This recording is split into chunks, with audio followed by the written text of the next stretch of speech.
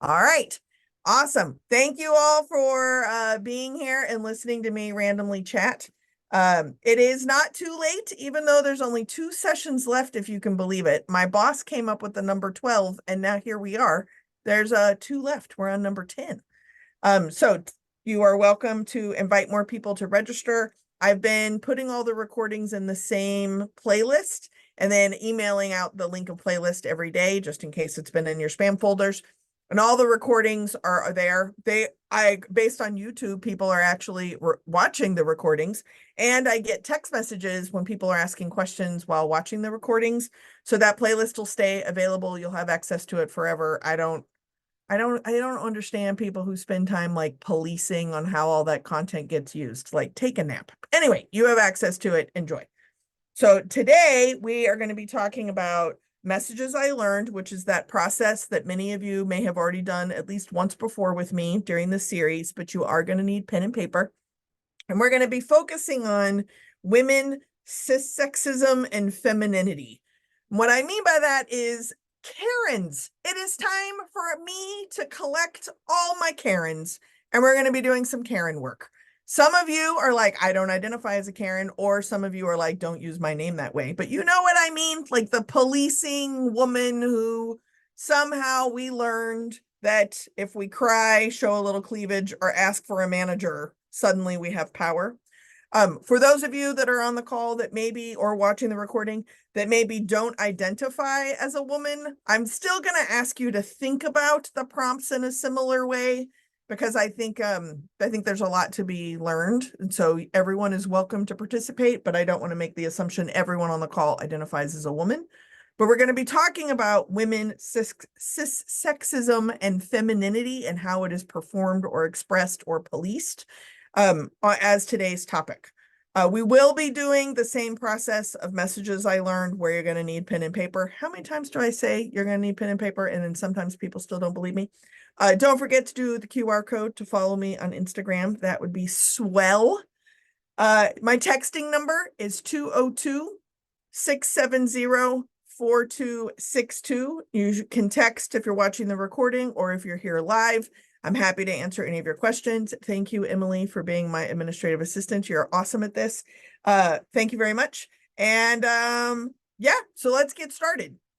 I know that some of you have been here for all of the Messages I Learned programs. And so I just want to reiterate that when you are trying to be responsible for yourself and you want to be doing ally work or be an advocate for other thing or an accomplice as we disrupt systems of oppression, I really believe that often we launch into action before we've spent a good amount of time trying to figure out kind of who and how we are. I don't want you to necessarily create a space where you're judging who and how you are, but just notice who and how you are. So I want us to walk through this process. And if you're new to this Messages I Learned process, welcome. But I want us to walk through and have a raucous conversation with ourselves. You are not going to have to share this with anybody else. You're not faxing it to me. But I want you to leave little breadcrumbs for yourself. I want you to notice when you think of something in response to a prompt, and then you edit it away because you don't want to leave notes about it. That's all you, boo. And you get to figure out what that means. Is it good? Is it bad? Do you like it? You don't like it? You want to change it? You want to keep it? It's incongruent? Who knows? That's a conversation you get to have with yourself. Then when we get through all 4 prompts, we'll flip our paper over. We'll do easy, hard, next, and promise. And then I'll give you the opportunity to have kind of a one-on-one conversation about what has been easy, what has been hard. Did anything come up for you about doing next? And are there any promises that you may or may not want to hold yourself accountable to while you're inside this group? So that's kind of the plan for the day. The process stays the same, but the lens changes. And so today we're going to be focusing on women, cissexism, and femininity. So I do want to remind us all vocabulary-wise, we can talk about assigned female at birth. We can talk about female biological anatomical female-y bits. We can talk about identifying as a woman. We can talk about identifying as a feminine woman, versus masculine or androgynous. We can talk about cissexism. Cis is the prefix that means congruent. And we're not non-binary. We don't identify as trans. That's what cissexism or cisgender woman, maybe you hear that term. But when we talk about cissexism, it is the policing of what a real woman is or what a real man is, which is pretty subjective and generally awful. So you're going to need pen and paper. I think that's the 16th millionth time I've said that, but get your pen and paper out. You're going to go through the 4 prompts one at a time. I'm going to spend a lot of time on mute. That's kind of a weird experience for a lot of people on a webinar, but I promise it's not broken. I'm right here. And we'll get started. So get your piece of paper, draw a big plus sign or an X. And then I want you to number them 1, 2, 3, and 4. And then I'm going to give you your first prompt. And at the end of the first prompt, I'm going to lock the meeting down. Piece of paper, divided into 4 sections. 1, 2, 3, 4. I'm going to give you that specific prompt. You can go back and revisit it if something comes up for you. Sounds great. And today we're focusing on women, cissexism, and femininity. So first prompt, messages that you have learned about you. So let's say that you identify as a woman, you identify as a feminine person, or you are aware of how your anatomical or biological sex shows up.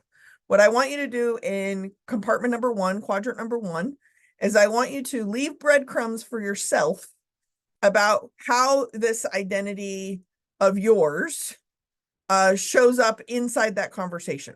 Now, while I was driving my partner to work today, I was like, what if you don't identify as a feminine person or as a woman person and you have prompt number 1? So if it's about you, then if you don't identify that way, then you're going to put breadcrumbs about yourself about not being feminine, not being a woman, etc. And when we get to quadrant 2, spoiler alert, it'll be the other ones, right? If you do identify as feminine or you do identify as a woman, then I want you to record or leave little breadcrumbs, draw pictures, keywords, whatever, about messages that you have learned about what that means for you. And then we'll go from there. Sound good? Give me high fives if you're ready to go. Bum, bum, bum, bum, bum, bum, bum, bum, bum. There you go. It's my favorite part of the day. 5D5D5D5s. Okay, here you go. Countdown begins.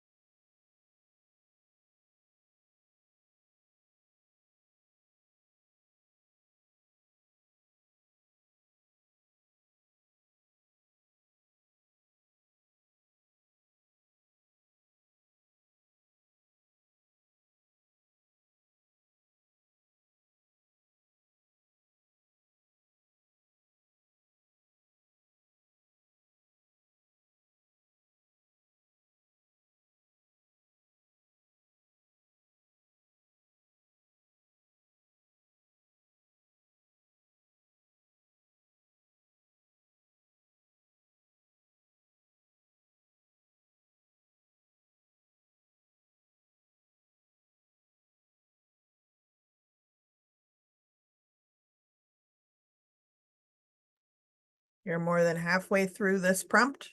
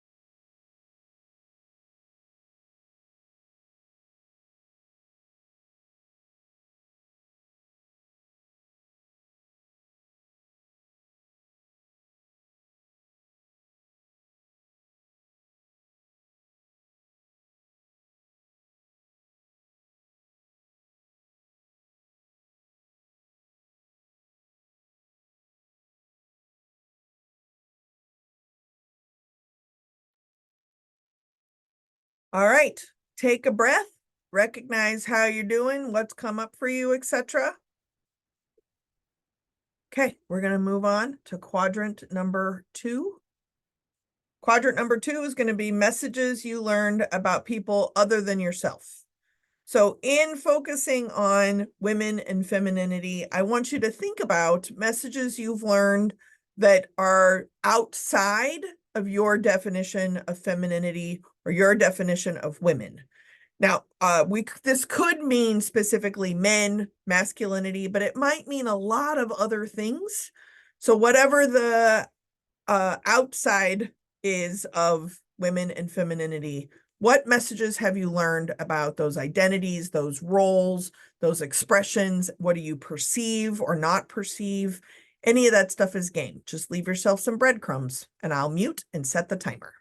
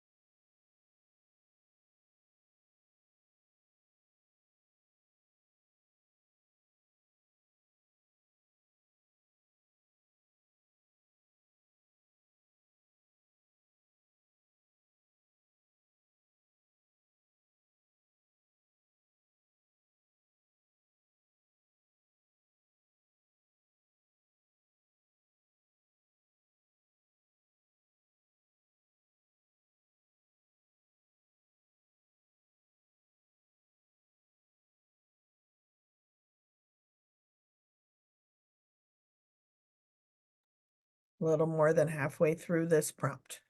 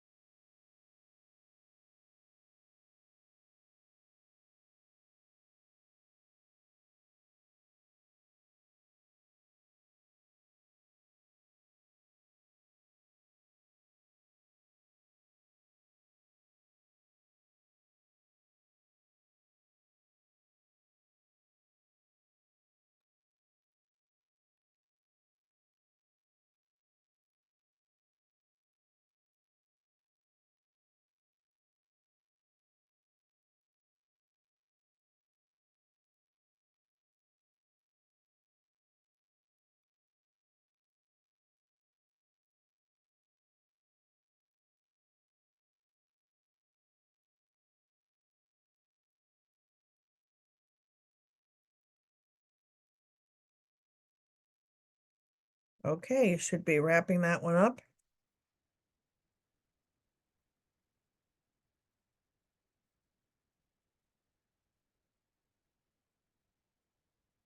Okay, notice how you're doing. Notice how you're feeling.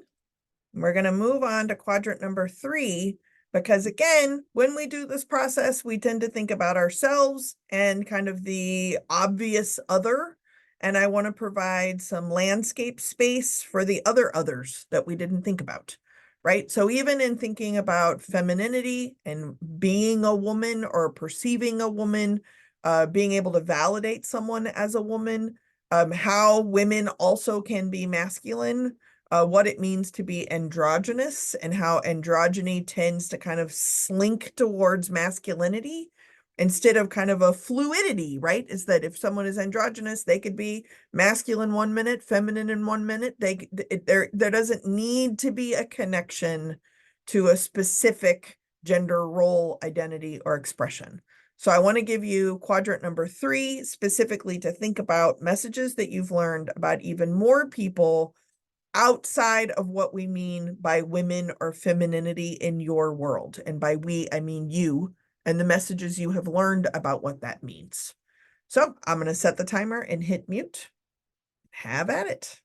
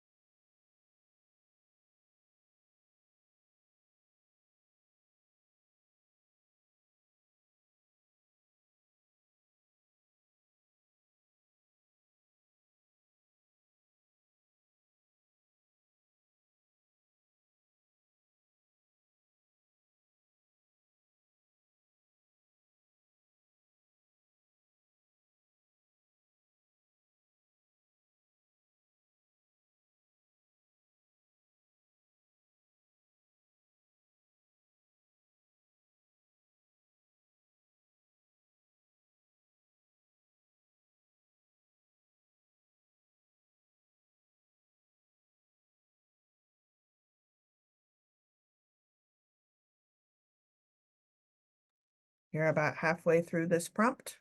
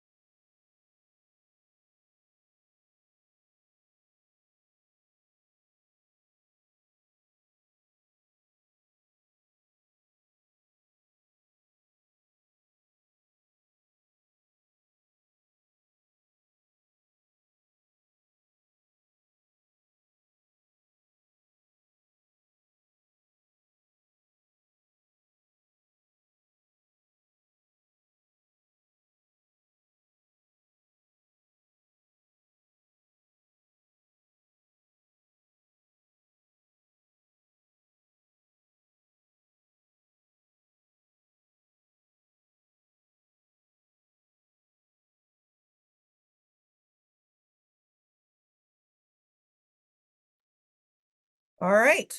Notice how you're doing, how you're feeling, what you've left in, what you've decided not to write down because you didn't want to leave breadcrumbs to yourself. That's a fascinating pattern because you can learn messages about your own editing process even.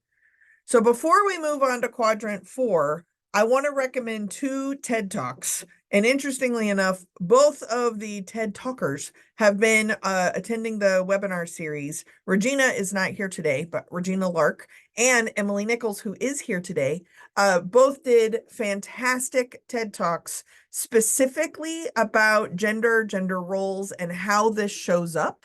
And why I think it's important is that they are both talking about, and Emily, if you're interested, I'm happy to let you talk a little bit about your TED Talk experience. But my opinion is that they're both very, very well done and really masterful uses of time because TED Talks are very compressed. But to talk about femininity and being a woman and what that means and how it is often overlooked, invisible labor, invisible duties or roles or identities that one holds in a either masculine dominated profession or even in the household where these things can be gendered. So I want to give a moment before we get to quadrant 4 to kind of talk about those things. So I will be putting the links in the emails, Naughty, good job. But Emily, since you're here, do you want to talk a little bit about your TED Talk? And more importantly, what has been the kind of response or fallout or impact of your TED Talk? Sure. Thanks, Jess. Sure. So my TED Talk is called What If We Didn't Have to Be One of the Guys? And I wrote that based on my own experience, 2 decades in manufacturing and engineering. And it's really about language. It's about how we can be more inclusive with our language, because when we default to the male default language, it doesn't prompt our brains to think of the full spectrum of people who can do any given role and what we need to provide to those people to keep them safe in these kinds of environments. We talk about personal protective equipment, and it's a big thing right now. Suddenly the world is starting to wake up and notice that it's a big problem. We don't have personal protective equipment that fits women, and I mean, just generally people who are, the standards are very based on a 1950s standard male, and most of us these days don't fit that criteria anymore. So my talk is about words, but it's about how words are connected to the physical world, and how gender inclusive language can help us make the world a better place for everybody. And the fallout it's been really interesting. People seem to assume that because I'm a woman in engineering, speaking about the experience of being a woman in engineering and manufacturing, that my audience must also be women, which is quite the opposite of what I hoped would happen. I wrote this talk for mostly men. So my big challenge right now is getting this message out to more men. And I have heard from many women who feel affirmed by the message, or said, hey, I didn't want to be called one of the guys, but I gave up that fight years ago. And your talk has inspired me to reinvigorate this discussion in my workplace. So that's great. But I think to really move the needle, I need to reach more men. And if I could go back and change the title, I would call it, Are You One of the Guys? Because I think that would be a more wide-reaching title. That's interesting. Yeah, but please put the link to your talk, and if you have Regina's, put it in the chat too. But what is interesting to me, and I want to make sure that we get to the fourth quadrant, is that at least in my language, and this is probably from like Christian hegemony as well, is that there's choir practice, and then there's the people who need to learn how to sing. And so a lot of times when we title things or when we begin to have conversations about kind of sticky topics, the people who are most attracted to them are kind of in this like, hell yes. And you're like, great, except you already get it. Like, how do I help other people get it? And so one of the things about this particular way of focusing on sexism and femininity and how cissexism shows up is that a lot of times, similarly, Emily, I feel exactly like the people who seem to be attracted to my work are very similar, kind of like political leanings, etc. And they're like, oh, you're so great. You just say it the way it is. That's great. But who I really want to work with, and fortunately, I have actually, after 20 years, figured out a way to do this.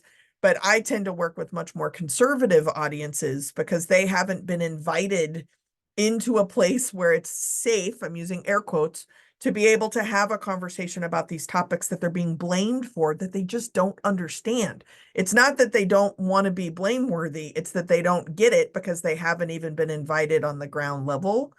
But the inclination of the people who I seem to attract already get it, right? So as we move into, thank you so much for the links, Emily. And again, thank you for all your work. I highly recommend both of these TED Talks, and I promise I'll put it in the email. But as we move into quadrant 4, what I really want us to think about, and this is, I'm specifically calling out anyone who's doing this who identifies as a woman, is that as a woman myself, I have spent a lot of time acknowledging how sexism has impacted me. As someone who identifies as more masculine, how I have been asked or suggested, mandated, expected, encouraged to present in a more feminine way, which also has led me to understand my own internalized sexism, that I don't feel powerful when I'm expressing femininity. I did this on purpose a couple of webinars ago because I wanted to see if anybody would follow up and ask questions, but you didn't. But a couple of webinars ago, when I was talking about the gender this one, I talked about how I wear red lipstick at like a high stakes keynote because it makes me feel really masculine and really powerful. And that is not a sentence that often makes sense in our culture, right? So part of that is my internalized sexism about being a woman versus being a man. But part of it is also, as a masculine woman, I like being able to wear red lipstick because it's surprising even to me, and it feels powerful and fierce to me. And that is what gender performance is. But the policing of that gender performance could start at like, the reason why women wear red lipsticks is so that it looks more like a vulva and it sexualizes what red lipstick is. I am aware I like it, right? Then policing it is, you can't identify as a masculine woman if you wear red lipstick. Yes, I can. This is how I do that, right? And so what I want us to encourage for quadrant number 4, we're going to talk again about collusion and participation. And I want us to recognize, specifically those of us that do identify as cisgender women, how we police other women, right? We spend a lot of time talking about how men objectify our bodies, but we objectify women's bodies as well. When we are in the bathroom, when we are talking about trans people being more, have an increased target of being experiencing violence, that violence is significantly more likely to lead to lifelong impairments and injury at the hands of women, not at the hands of men, because the trans women in this case are in women's bathrooms. But we don't spend a lot of time talking about women's roles in policing gender, in policing what is femininity, what is masculinity, because it's really easy to just blame men for all of this. I'm not letting men off the hook, but because men also have to navigate femininity and masculinity. All men's spaces often are the only safe places men have to be empathetic, to be emotional, to listen, to build a community. If you think about like boxing gyms or barber shops, or even in kind of the bunks of police and fire stations, there is feminine communication patterns. There are things that are nurturing those relationships that we call feminine, but a lot of men can't perform those things or fulfill or express those aspects of who they are as a person in a space where women are, because of how femininity is policed by men and women in the same group. Yes, it is true that if men are perceived as feminine, they might be assumed to be gay and homophobia can take place. 100%. That's not what we're talking about today. So in quadrant 4, I want you to sit with yourself and I want you to have a conversation about the messages you have learned from times where you have colluded, which means shenanigans were happening and you didn't do anything, or participated, meaning you actively were involved in shenanigans, in policing what being a woman means, what performing femininity means, and when you somehow know better than the other person. Where are those messages coming from? Where are those experiences in your life teaching you? That's what I want you to spend time doing in quadrant 4. I know that it's kind of a meta conversation for a lot of people, especially if you don't identify as masculine or you or don't identify as feminine or you don't identify as a woman. But we're 10 webinars in, booze. Like, I want to make sure that you get your money's worth because you're spending a lot of time here. So we are going to, my slides messed up again. Go, here we go. Quadrant 4, messages you learned from times where you colluded or participated in a silencing or marginalizing act. And I'm going to add in when you policed femininity or what it means to be a woman. Please leave yourself some notes and then we're going to have a raucous conversation.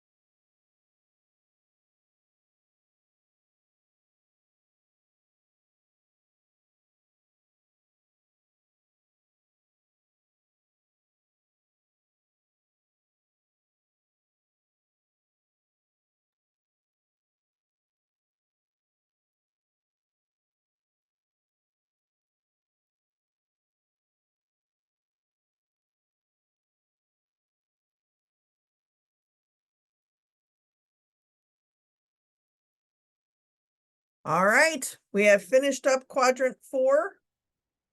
I just want to point out, I got a text message. It is possible that you have never done this. It is also possible that you do it so often and so regularly you've never noticed that you do it. And all the possibilities in between those two. That's why their third quadrant exists, right? Is that it's not one or the other. And I'm trying to like get us to notice the binary, right? So as I move us into breakout groups soon, I want you to be okay. If you thought of a lot of examples or you thought of no examples, you thought of some examples, but not really, maybe you're doubting yourself of whether or not you came up with the right kind of examples, there's probably some performance there in even the notes you are leaving for yourself. So take a deep breath. It's free. There's no copay. Okay. Then I want you to flip your sheet of paper over. We're going to do the 4 quadrants again. Put a big X, put a big plus, send me more text messages if you need to, 202-670-4262. Draw a big plus or an X on the back side of your sheet of paper. And then I want you to label them easy, hard, and then we're going to do next and promise. But just take a moment to yourself right now. What is easy and what is hard? What is coming up for you that is particularly easy? What is coming up for you that seems to be much more of a challenge or a struggle? Do I mean this activity? Sure. Do I mean this webinar series? Absolutely. Do I mean this Wednesday? Sure. I don't care. You're leaving notes for yourself. What's easy and what's hard? I'll give you a second to do something like that.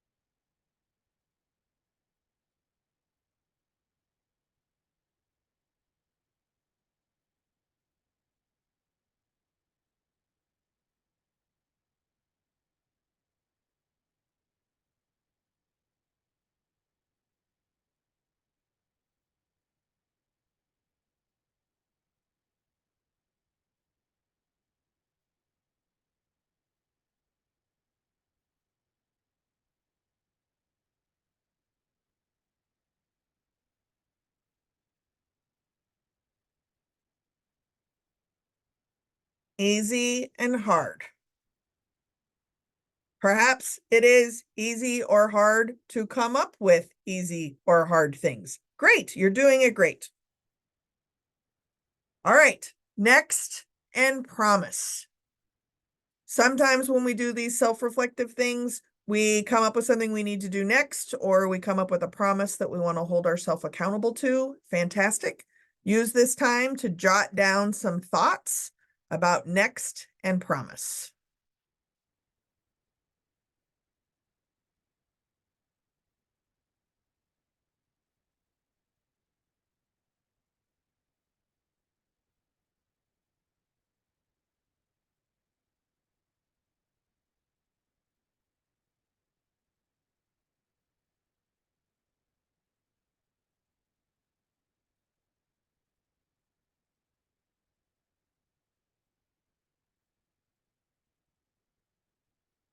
All right. I want to make sure you have plenty of time. So I'm going to give you about 10 minutes in your breakout rooms. In these breakout rooms, you should have 2, maybe 3 people. I'm going to open up the rooms and I just want you to share about easy, hard, next, and promise. You do not have to share the backside of your sheet of paper. And then I'm going to pull us all back together right at 9 minutes because I want to make sure that everybody has a chance to share out loud. So the rooms are open. If you don't want to join a breakout group or you're on a device that makes that really hard to do, just stay in this room and you get to talk to me or not and go refill your beverage. Challenge by choice. See you in 9 minutes.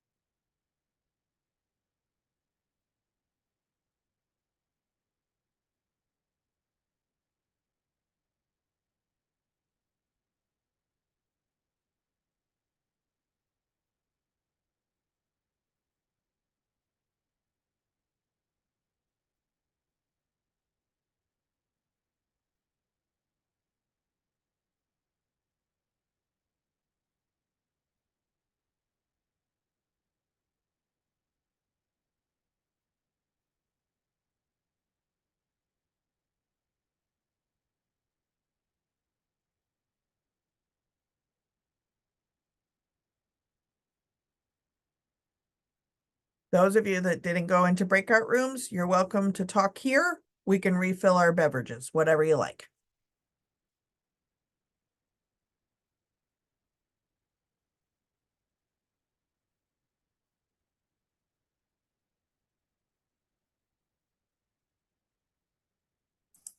I'll share. I felt like it was difficult looking outside of the cis binary black and white kind of lens. When I get heated about this topic, a lot of my language is about men and women, but I'm not thinking about other identities or gender expressions. So kind of hard coming up with or thinking about it from that non-binary focus and what those individuals have experienced as a result of sexist ideas and things like that. Yeah. Meredith, I don't know if this is, it's Meredith, correct? Yes. What is particularly interesting for me, and I don't know that this will work for other brains, but I also really struggle with it, and I'm the one leading the webinar. And what made it a little easier for me was when I was engaging in conversations with people who were anti-vaccination, and I am pro-vaccination. But in my pro-vaccination, I also need to consider that there are people who could not get vaccinated because of either medication they were on, they were pregnant, some kind of immune health disorder that they have, something like that. Like they have a medical condition that even if they wanted to get vaxxed, they couldn't get vaxxed. And so I prevented myself from saying like people who are not vaccinated are part of the problem. Mm. And what really I mean is that the people who are not vaccinated are part of the problem because vaccinations need everyone and to be vaccinated in order to actually like eradicate the disease to have a place to go land. But that's not how bodies work. Mm-hmm. And so like that but helped me kind of really round out this third quadrant. Doing this activity so many times in a webinar also has really helped me. Wait a minute. Am I being binary? What is this third quadrant? What's the third quadrant I'm not thinking about? And so it's helped me build a little bit more muscle strength about it's not just quadrant 1 and quadrant 2 all the time. Mm-hmm. And I think talking about gender performance is deeply rooted in like how we consume things and buy things, you know, that there's like 2 doors and a gap. Like men's pants fit my body better. Why do I have to go to like I don't mind going to a different side of the store, but I'm not wearing men's pants. I'm wearing pants that fit where my body shape better, or at least that I like myself in these kind of this shape of pants better. Anyway, excellent. Other thoughts? Anybody? Easy or hards?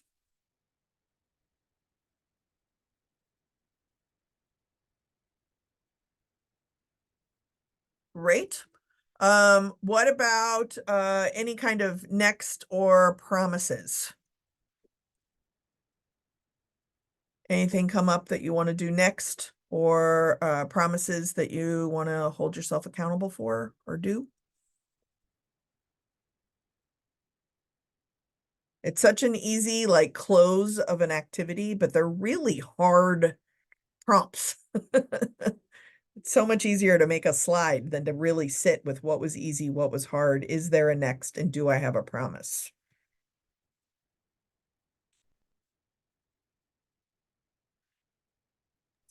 I think for me, a promise is just in the same way I felt in the race webinar where we talked about different things. I would hope that in moments where maybe other women are objectifying different women or, you know, knocking other women for their looks in a certain way, those kinds of moments, I try to be a voice that nicely calls them out and points out that maybe that's not the best way to unify us as a group, and maybe we should just not value only that about that person, or why is that even worth commenting on? That's something I try to do in my circles. I'm guilty of it too, though. It still happens. So calling myself out as well. Yeah, so you brought up two really good things I think are important to reflect on. So one is it's a lot easier to tell other people what to and not to do. And we look like hypocrites if we haven't done our own work. So even like your example, I then countered it with like, here's how I also do it, right? But what I think is the easiest work that we often don't do because it's not as rewarding as like challenging, getting like the big one, right? Is in our safest spaces with our closest friends, people that we are at brunch with. Can we call out this behavior in those moments? Because it's a quote safe space, right? So inside your own safe space, can you challenge each other to have really hard conversations? And honestly, I'm lazy. If I'm like off the clock, I don't want to. I don't want to always have to bring the stuff up. Why do I always have to be self-reflective? Right? Like they got croissants. I'm out. But then noticing and taking responsibility for when do I want to and when do I don't want to. For me, if someone else brings it up, the judgment I feel that I wasn't the person to bring it up.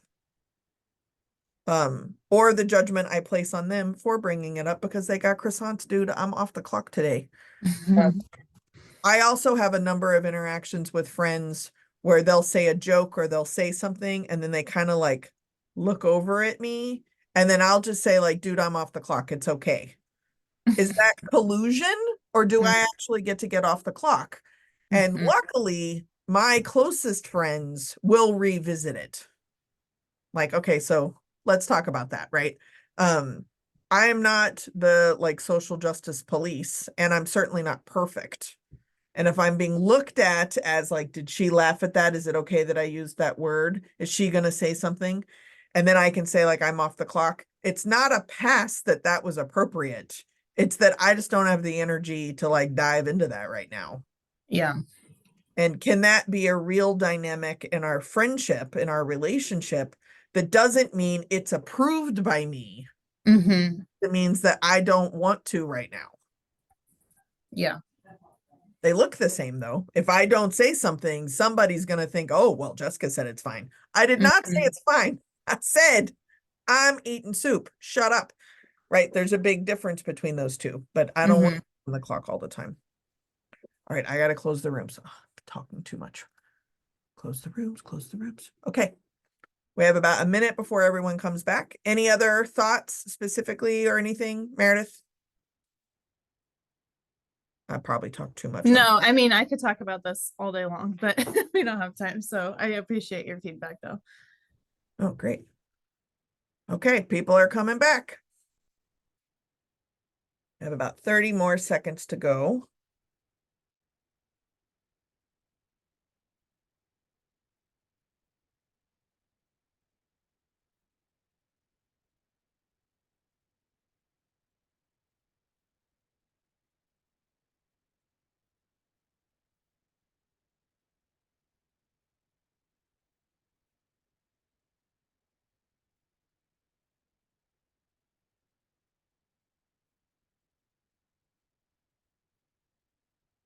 Five, four, three, two, one.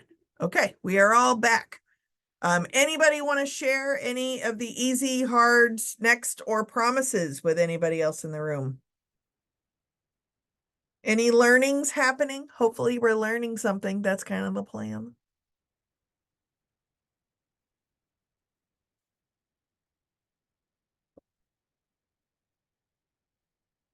No learning. Everyone's bored. I guess you can be bored and learning.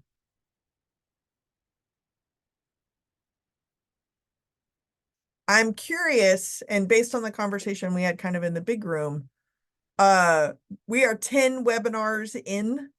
So while I was taking Lauren to work today, there was a part of me that was thinking of how to do these prompts on what felt like a basic level to me, which what does that mean? That's a whole nother conversation.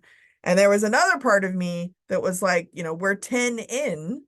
Let's see if we can have a really challenging conversation. And specifically as a woman, I don't know that I have a lot of spaces where I have had a conversation about how I am policing what it means to be a woman and what it means to be or not to be feminine. I didn't even invoke the lesbian community here of what it means to be a masculine lesbian and how does that show up on Tinder or in my relationships, etc. That's a whole nother conversation. And I decided to go that route because I thought most of the people who are attending, y'all have been to many of these or watching a lot of the recordings. And so let's see if we can have a more challenging conversation that isn't the typical conversation. That was kind of why I decided to go the route that I went. What are your thoughts, comments, ideas, anything that you need to share? Is it Tanae? Yes, it is. Oh, wow. 2 points for me. Good job. Woohoo, good job. Um, it was easy for me to identify my easy category. Hard for me to identify my hard category. But in talking in the room, the breakout room, my easy was really owning my own perspectives. But the hard thing for me is to share those perspectives. And, whether it be an opinion about something, I just find that difficult because I don't want to offend anybody. So I was wondering if you were going to say the difficulty piece. So like for some people, it might be difficult to figure out how to put it into words. For other people, it might be difficult to identify. Other Yep. people, and I don't want to put words into your mouth, but I feel this way very strongly, is that I might be able to put it into words. I might even be able to pick the right people that I could talk about this with and have a deeper conversation. But I don't want to because I don't know how it's going to land, what it's going to feel like, that ends up editing how I participate in a conversation I am capable of having. But even though I'm capable of having it, I don't volunteer to have it because of the outcome of it, which really gets to some of conversations we need to have around power and privilege, entitlement, winning, being right, being prepared, all of those kind of things, which in white lady school that I attended is very much rooted in performing what it means to be a woman as well. So we can talk about this stuff forever, and I highly encourage you, send me text messages, keep it going. Tomorrow, we are going to be talking about medical microaggressions. I know that sounds like a big whoop, but I'm using medical microaggressions as examples of things that we do in everyday language. So it's actually kind of connected to what I mean by policing. Feel free to text message 202-670-4262. My job is to be thought-provoking. I bet I'm good at it. Then don't forget to follow me on Instagram. We got some questions at the beginning before I hit record about the book club, so I want to make sure that I understand. $47 is for each individual human being who you get a free book. I'll mail it to you. Make sure you give me your address. And then like this, a collection of us, of the 98 people who've registered for the webinars, we will find a doodle time that works for 4 or 5 different hour-long Zoom sessions to talk about the discussion questions that are at the back of the book in each of the different sections of the book. The 247 is if inside your organization you want to do kind of your own internal book club. There has been some interest in that. So that's very cool. And there's been some interest in the individual one too. But we haven't like leapt yet. And so I was saying earlier, I am not a very strict salesperson. So if you're interested, you can just kind of tell me that you're interested and then we will make it work. Tanya says, will you be able to share the recordings of the other trainings? Yes, all the recordings are on a playlist. And each day after we're done, you'll get an email with a link to any resources today, the 2 TED Talks that we talked about, and then the playlist, everything. And then when the whole thing's over, you're getting a whole nother email with everything all in one place because I'm a Virgo. Okay, today we are focusing on this mastermind group idea I had. I did something similar to this when I worked on college campuses, but I'm putting together a mastermind group that's going to be 6 weeks long. If you are interested in going through the processes of what I would refer to as cultural transformation of your organization, it is basically the Good Enough Now book in the book club, but for your organization. We're going to go through the different processes of the organization being self-reflective. And then we're going to do a deep dive on a case study of one of my clients' failures and what we can learn from those failures. All you have to do is send me an email and in the subject put, let's go there. And then I will let you know more information about the mastermind waitlist. So Crazy Horse is the memorial. If you have employer match, don't forget to do that. Please make a donation. I will be making a donation up to $2,024 to support Crazy Horse Memorial. And like I said, tomorrow, this is another example of a wild card, knowing what you don't know. And we're going to be using medical microaggressions as possibly even well-intentioned things that are said that are very loaded in power, privilege, and entitlement. So thank you very much, y'all, for coming to number 10. 2 more to go. Stay tuned to an email with a link to the playlist and all the other TED Talks that we mentioned today. Thanks so much, y'all.